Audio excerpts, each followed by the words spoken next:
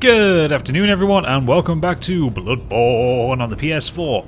As usual, my name is Mike, otherwise known as the Gadget Addict, and you join me in a post-commentary boss fight. Yes, I've gone back to take on the One Reborn. Now if you remember when I got to the end of Yahar'gul, the Unseen Village, this thing pasted me upside down. So I've tried another few times to get him and been unsuccessful, so as per my standard rules before I lost my temper, I've summoned a little bit of assistance who I'm just waiting for to arrive here. And we are going to go in and take him on. Now, as well as that, on my ones where I have got assistance with me, I've obviously fought this guy a few times and I know what to do, it's just doing it is the issue.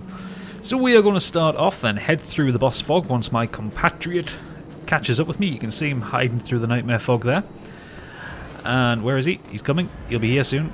There he is. Right. Okay, so the One Reborn fight is much like the Tower Knight fight from Demon Souls, in that if you don't deal with the enemies up above, you're going to have a bad time of it.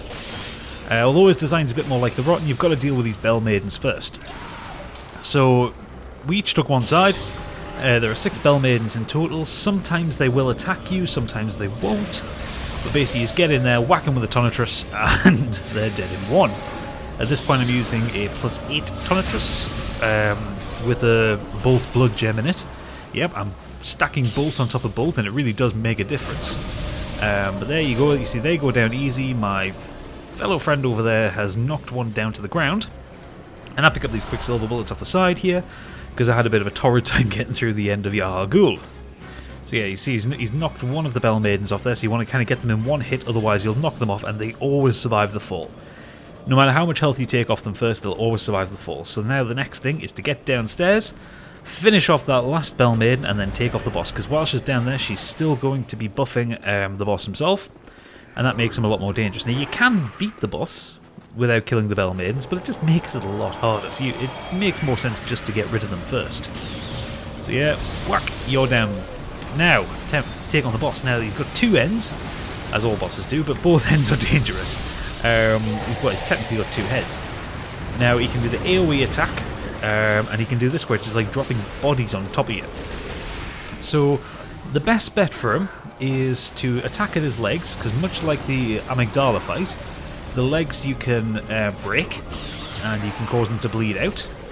I think it only applies to the big legs, but as you can see my colleague there has knocked him down. Now when his head goes down like that, that's his weak spot. So again, it's very much like the amygdala fight, amygdala rather.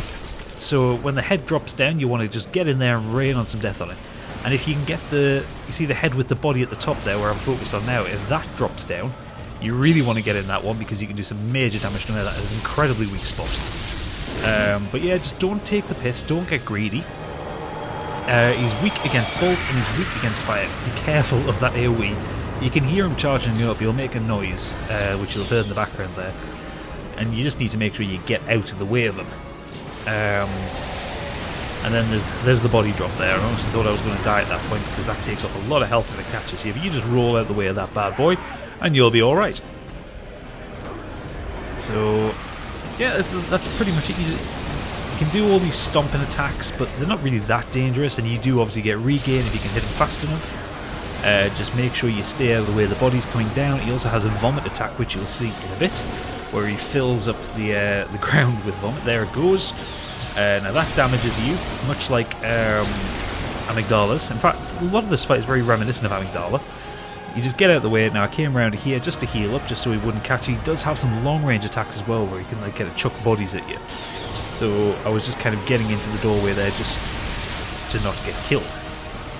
He also has a short range vomit, which is that one. I think he was, I don't know why I ran over there, I think he was going to do his AoE or something like that. There it is. So now it's just a case of finishing off the fight there. So I'm just basically taking my time whacking the legs. There you go, the head is down. The head part is down, so you whack that. Look at that, 624, 1263, just huge amounts of damage, often with a couple of hits. And then he starts raining bodies down again, and he drops down once more, and we just get in another couple of whacks. I'm out of stamina here, but I want to get him down, and there he goes. He's gone. I was so happy that we did this one. Prey slaughtered. So there you go, that's the One Reborn. So the basic gist of my tactics anyway for it, whether you're doing this co-op or whether you're doing it solo, stick to around his legs. They are the least dangerous part of it. If you get in front of either head, you're going to be in for a bad time. When he does the area of effect attack, you just want to get the fuck out of there as quickly as possible. Same for the vomit attack, and same for when they're dropping bodies. But I hope you've enjoyed this. If you have, please do leave me a like and subscribe, and come back soon for the next part of my Bloodborne playthrough, where we'll be heading up to the Nightmare of Mensis. For now though, thank you and good night.